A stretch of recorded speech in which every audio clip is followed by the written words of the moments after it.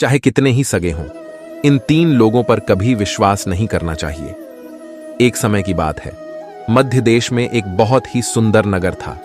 उस नगर में एक चोर रहता था। वह छोटी मोटी चोरी करके अपने परिवार का पालन पोषण करता था, लेकिन उस चोरी के धन से उसके परिवार का पूरी तरह से खर्च नहीं चलता था। एक दिन उसने सोचा कि पाप तो पाप होता है, चाहे छोटा हो या बड़ा।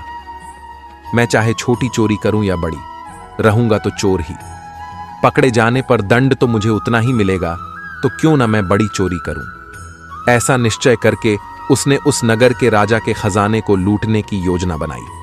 रात होने पर वह राजमहल में घुस गया और किसी तरह जहां राजा का खजाना था वहां पहुंच गया।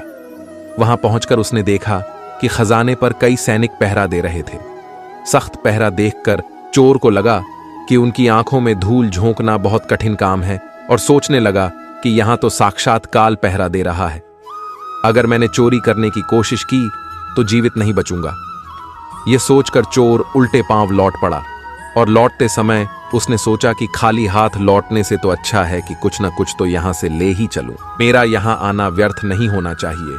चोर के दिमाग में विचार आया कि राजा के शयन कक्ष में जाना चाहिए, जहां राजा सोता है, और शायद इस समय राजा अपने कपड़े उतार कर सो गया होगा। मैं राजा के राजवस्त्र चुरा कर ले आऊंगा और उन्हें पहनकर आसानी से धन चुराकर यहां से निकल जाऊंगा। पहरेदारों को लगेगा कि मैं राजा हूं, इसलिए वे मेरे रास्ते में नहीं आएंगे और मेरा काम आसान हो जाएगा। ऐसा निश्चय करके चोर राजा के शयन कक्ष के पास पहुंच गया और उसने धीरे से पर्दा हटाकर देखा तो अंदर का नजारा देखकर आश्चर्यचकित रह गया। उसने देखा कि राजा अपने पलंग पर गहरी नींद में सो रहे हैं और उनकी रानी अर्धनग्न अवस्था में पलंग पर बैठी हुई है। रानी को जागता हुआ देखकर चोर के हाथ पैर फूल गए और वह एक तरफ दीवार से सटकर खड़ा हो गया और रानी के सो जाने का इंतजार करने लगा। थोड़ी देर बाद फिर उसने पर्दा हटाकर देखा कि रानी सोई हैं या नहीं, क्योंकि रानी सो जाए तो राजा के वस्त्र चुराए जाएं। चोर ने देखा कि रानी अभी भी उसी तरह बैठी हुई थी। यह देखकर चोर वहां रखी हुई टेबल पर बैठने लगा। जैसे ही वह टेबल पर बैठा तो उस पर रखी हुई पानी की गिलास नीचे गिर गई। उस आवाज को सुनकर राजा की नींद तो नहीं खुली, परंतु रानी तलवार लेकर बाहर आ गई और तलवार चोर की गर्दन पर रख दी और बोली, कौन है तू और यहां किस लिए आया है? सच सच बता, वरना तेरा सिर धड़ से अलग कर दूंगी। चोर डर के मारे पसीने से लथपथ हो गया और हाथ जोड़कर गिड़गिड़ाता हुआ बोला, रानी साहिबा, मेरी जान बख्श दो। मैं एक गरीब चोर हूं और चोरी करने के उद्देश्य से ही यहां आया हूं। छोटी मोटी चोरी करके अपने परिवार का पालन पोषण करता हूं। आप मुझे मार दोगी तो मेरे बच्चे अनाथ हो जाएंगे। मैं वचन देता हूं कि इस बार मुझे छोड़ दो। मैं कभी दोबारा राजमहल की तरफ मुड़कर नहीं देखूंगा। मेरे छोटे छोटे बच्चों पर रहम करो। रानी को उस पर दया आई और उसने कहा, सुनो, मैं तुम्हें एक शर्त पर छोड़ सकती हूं। मैं इस समय काम से पीड़ित हूं। यदि तुम मेरे साथ समागम करोगे तो मैं तुम्हें यहां से जाने दूंगी, वरना एक ही झटके में तुम्हारा सिर काट दूंगी।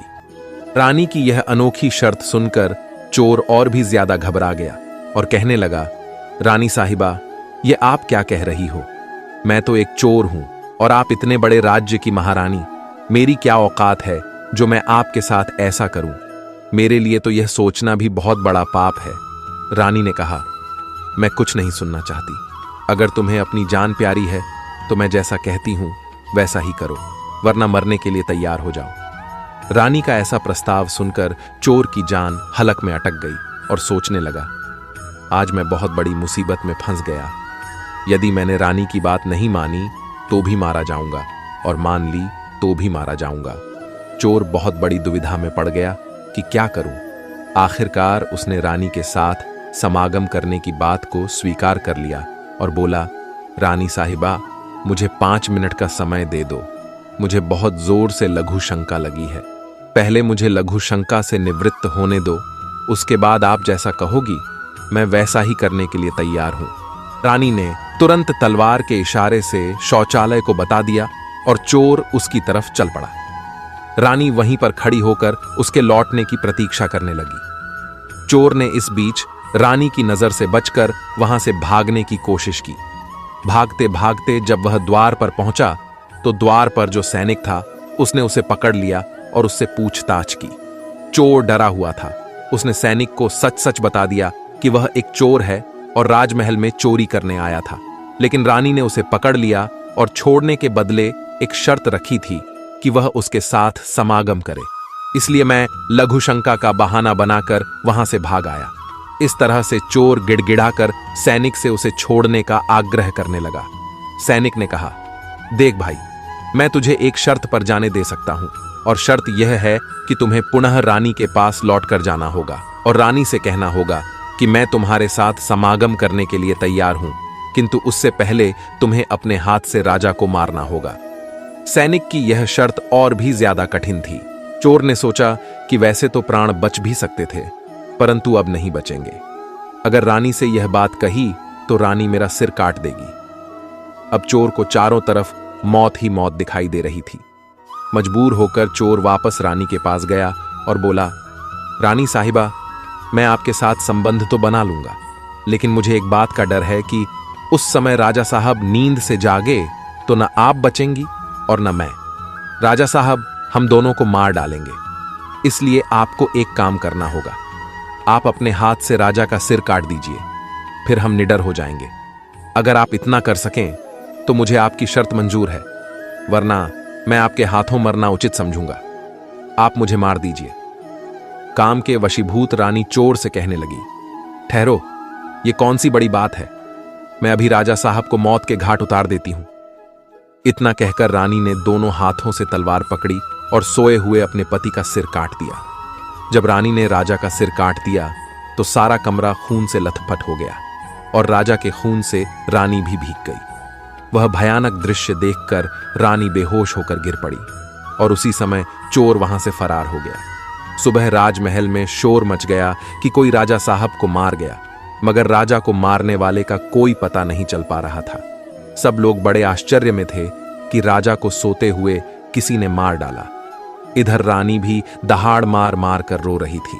इस रहस्य को पूरे राजमहल में केवल वही सैनिक जानता था कि रानी और उस चोर में से किसी एक ने ही राजा को मारा है, परंतु उसने इस बात की चर्चा किसी से नहीं की। राजा के अंतिम संस्कार की पूरी तैयारी हो चुकी थी। उधर रानी ने घोषणा की कि वह अपने राजा के साथ सती होना चाहती है। यह जानकर किसी ने रानी पर संदेह नहीं किया, क्योंकि अगर रानी ने राजा को मारा होता तो वह राजा के साथ सती क्यों होती। इधर रानी सारे श्रृंगार करके राजा के साथ चिता पर जाकर बैठ गई। राज्य के सभी लोग राजा की चिता पर एक एक करके लकड़ी रख रहे थे और उन्हें नमन करके पीछे लौट रहे थे। इस प्रकार सबसे अंत में वह सैनिक भी राजा की चिता पर लकड़ी रखने गया जो इस रहस्य को जानता था। उसने धीरे से रानी के कान में कहा, महारानी, आप तो सती हो जाएंगी, लेकिन मुझे इतना तो बता दीजिए कि राजा को आपने मारा था या उस चोर ने। यह सुनकर रानी चौंक पड़ी। वह समझ गई कि इसका मतलब इस भेद को यह सैनिक भी जानता है। रानी ने कहा, सुनो, राजा को न तो मैंने मारा है न उस चोर ने। अगर तुम्हें यह जानना है कि राजा को किसने मारा है तो तुम नगर से बाहर उत्तर दिशा में जो जंगल है उसमें चले जाओ। वहां एक कुटिया में एक बुढ़िया रहती है, वह तुम्हें इस रहस्य को जरूर बता देगी। सैनिक को यह रहस्य जानना था, इसलिए वह अगले ही दिन रानी के बताए अनुसार जंगल में चला गया। जंगल में पहुंचने पर उसे वह कुटिया दिखाई दी जिसमें वह बुढ़िया रहती थी।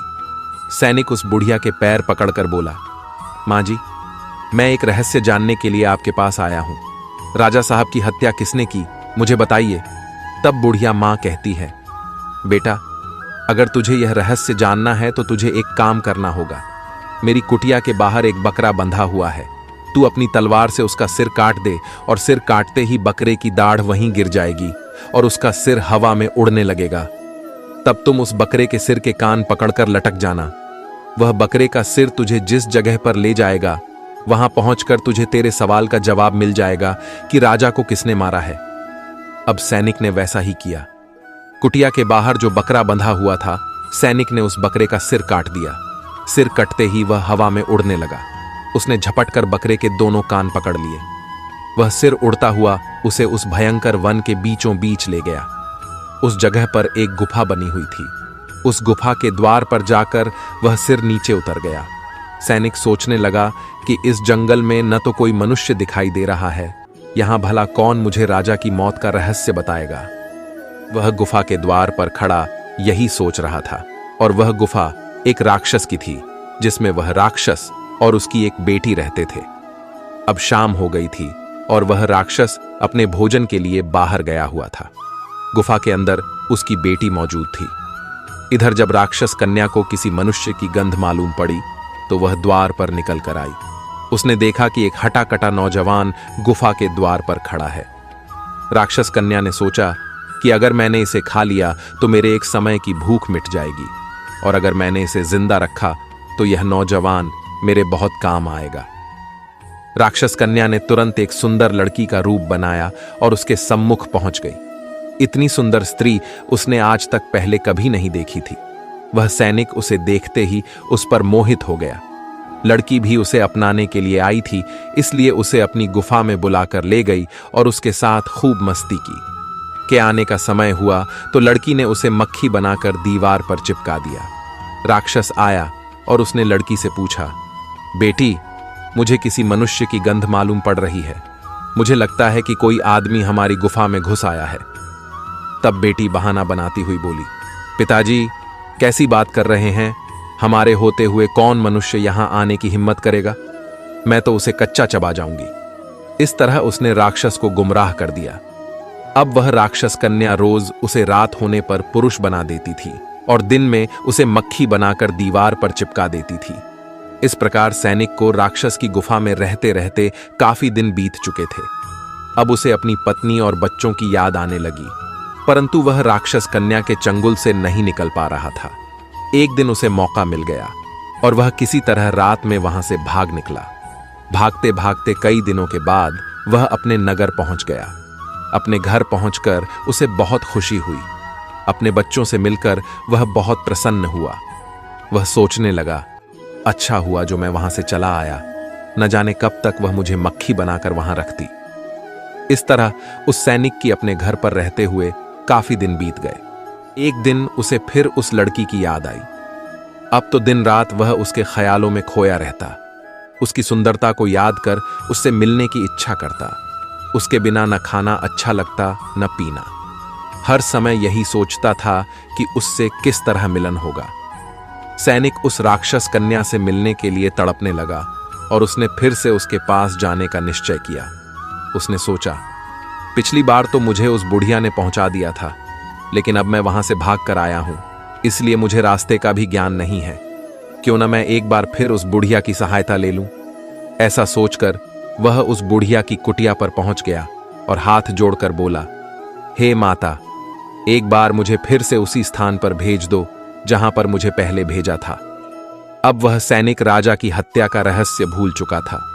वह राक्षस कन्या से मिलने की बेचैनी उसके अंदर बढ़ती जा रही थी। वह बुढ़िया समझ गई कि यह काम के वशीभूत है। उस बुढ़िया ने कहा, बेटा, पहले तो मेरे पास एक बकरा था जिसके कान पकड़कर तुम वहां चले जाते, अब तो वह भी नहीं है। अब मैं तुम्हें कैसे पहुंचाऊं? तब सैनिक ने कहा, हे माता, मैं जीवन भर आपका गुलाम रहूंगा, एक बार उस लड़की से मुझे मिला दो। बुढ़िया ने कहा, बेटा, मैं तुझे मिला तो दूंगी, पर इसके लिए तुझे अपने बेटे को मेरे पास लाना होगा।